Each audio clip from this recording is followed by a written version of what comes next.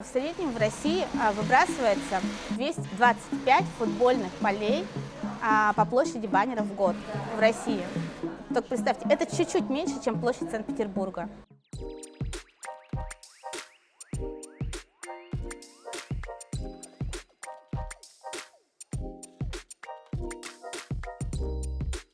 Я находилась в крупном торговом центре и увидела, как снимают рекламу с роскошным, красивым мужчиной.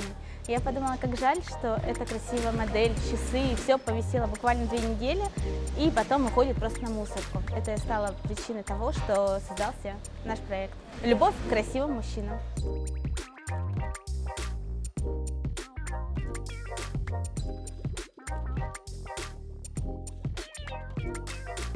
Мы сейчас пытаемся сделать так, чтобы обрезки ПВХ со всех производств, которых около 40 в Санкт-Петербурге в области, все обрезки мы брали для того, чтобы могли шить изделия дальше, не выбрасывали.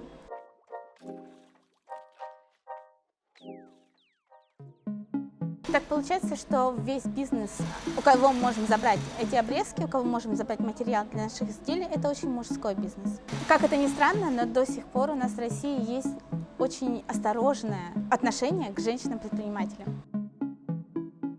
Совсем нечаянно мы увидели рекламу в социальных сетях о том, что предполагается такой курс «Акселератор социальному предпринимательству». И там была как раз одна из тем, связанная с экологией.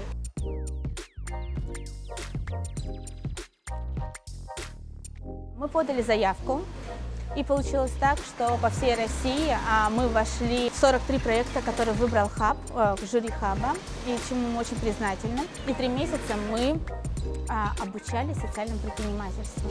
Для меня это реально был совсем другой мир.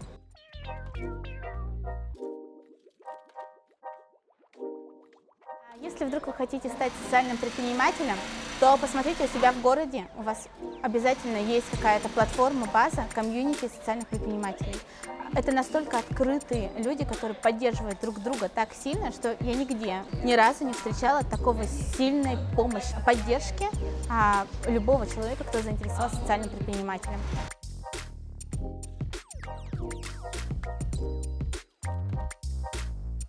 И это очень круто наблюдать за тем, что из мысли становится вещь.